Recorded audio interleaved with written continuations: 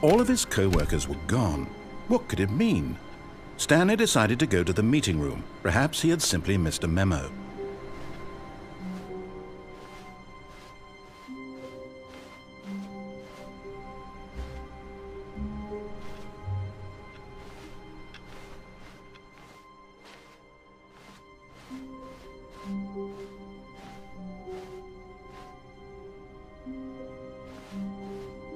When Stanley came to a set of 2 open doors, he entered the door on his left.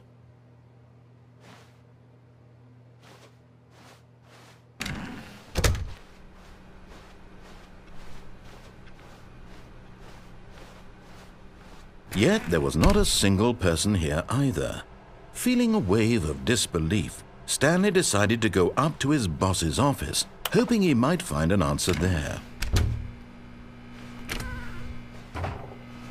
Stanley stepped into the broom closet, but there was nothing here, so he turned around and got back on track.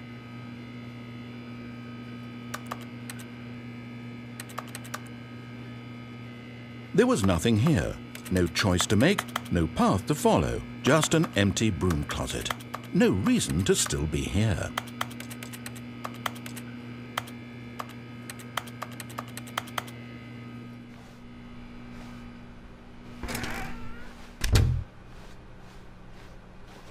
Coming to a staircase, Stanley walked upstairs to his boss's office.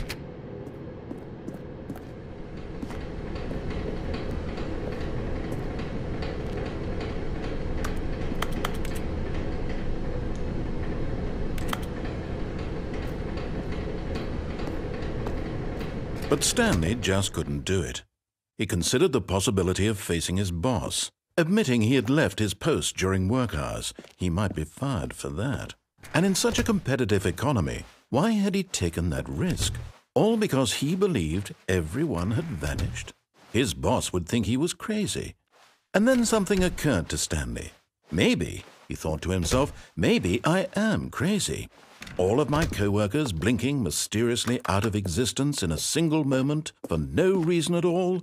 None of it made any logical sense. And as Stanley pondered this, he began to make other strange observations. For example, why couldn't he see his feet when he looked down? Why did doors close automatically behind him wherever he went? And for that matter, these rooms were starting to look pretty familiar. Were they simply repeating? No, Stanley said to himself, this is all too strange. This can't be real. And at last, he came to the conclusion that had been on the tip of his tongue. He just hadn't found the words for it. "I'm dreaming!" he yelled. "This is all a dream." Oh, what a relief Stanley felt to have finally found an answer, an explanation. His co-workers weren't actually gone. He wasn't going to lose his job. He wasn't crazy after all. And he thought to himself, I suppose I'll wake up soon. I'll have to go back to my boring real-life job pushing buttons. I may as well enjoy this while I'm still lucid. So he imagined himself flying and began to gently float above the ground. Then he imagined himself soaring through space on a magical starfield, and it too appeared. It was so much fun, and Stanley marveled that he had still not woken up. How was he remaining so lucid? And then perhaps the strangest question of them all, one he was amazed he hadn't asked himself sooner. Why is there a voice in my head dictating everything that I'm doing and thinking? Now the voice was describing itself being considered by Stanley, who found it particularly strange. I'm dreaming about a voice describing me, thinking about how it's describing my thoughts, he thought. And while he thought it all very odd and wondered if this voice spoke to all people in their dreams, the truth was that, of course, this was not a dream. How could it be? Was Stanley simply deceiving himself, believing that if he's asleep, he doesn't have to take responsibility for himself? Stanley is as awake right now as he's ever been in his life. Now, hearing the voice speak these words was quite a shock to Stanley. After all, he knew for certain, beyond a doubt, that this was in fact a dream. Did the voice not see him float and make the magical stars just a moment ago? How else would the voice explain all that? This voice was a part of himself too. Surely, if he could just... He would prove it. He would prove that he was in control, that this was a dream. So he closed his eyes gently, and he invited himself to wake up. He felt the cool weight of the blanket on his skin, the press of the mattress on his back, the fresh air of a world outside this one. Let me wake up, he thought to himself. I'm through with this dream. I wish it to be over. Let me go back to my job. Let me continue pushing the buttons. Please, it's all I want. I want my apartment, and my wife, and my job. All I want is my life exactly the way it's always been. My life is normal. I am normal. Everything will be fine. I am okay.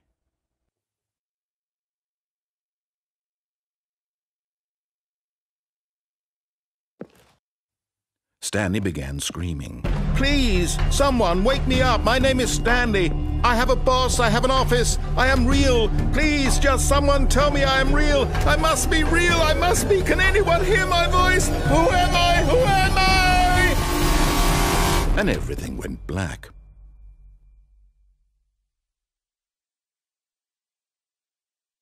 This is the story of a woman named Mariella.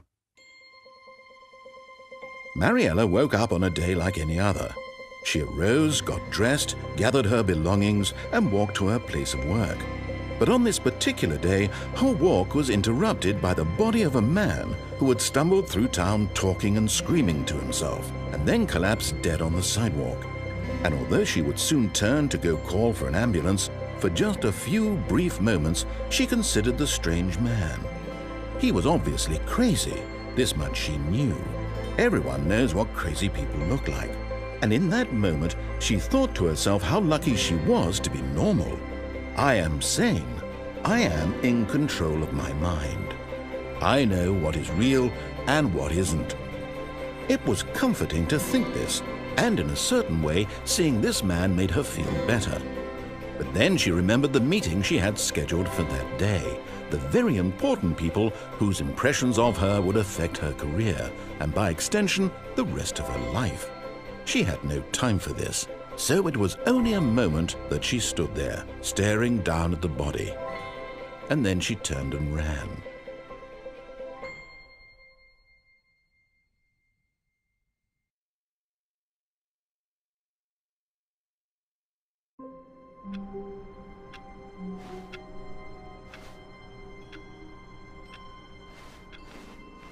All of his co-workers were gone. What could it mean? Stanley decided to go to the meeting room. Perhaps he had simply missed a memo. No matter how hard Stanley looked, he couldn't find a trace of his co-workers.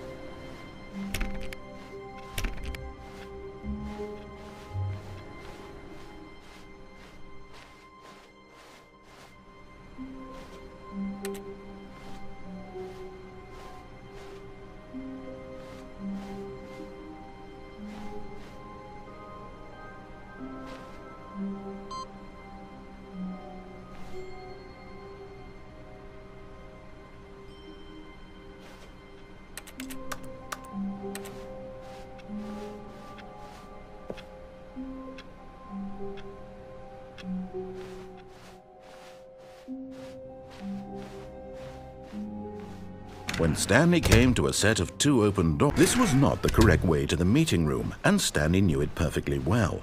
Perhaps he wanted to stop by the employee lounge first, just to admire it. Ah, yes, truly a room worth admiring. It had really been worth the detour after all, just to spend a few moments here in this immaculate, but eager to get back to business, Stanley took the first open door on his left. And so he detoured through the maintenance section, walked straight ahead to the opposite door, and got back on track.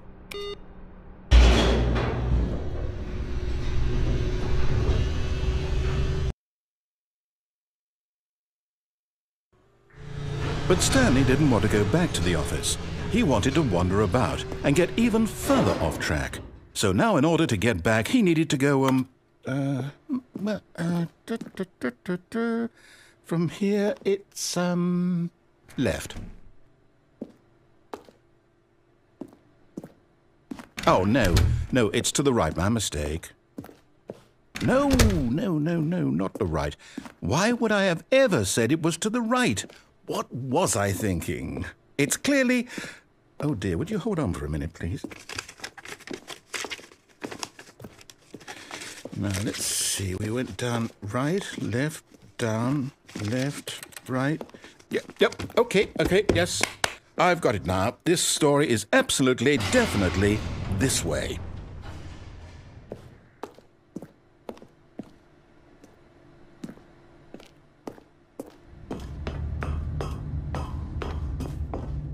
No. This isn't right at all. You're not supposed to be here yet. This is all a spoiler. Quick, Stanley, close your eyes. Okay.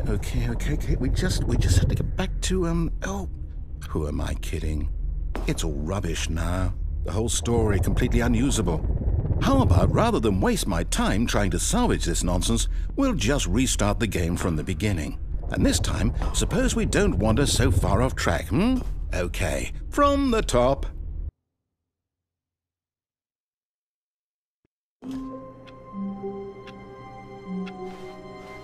All of his co-workers were gone. What could it mean? Stanley decided to go to the meeting room. Perhaps he had simply missed a memo.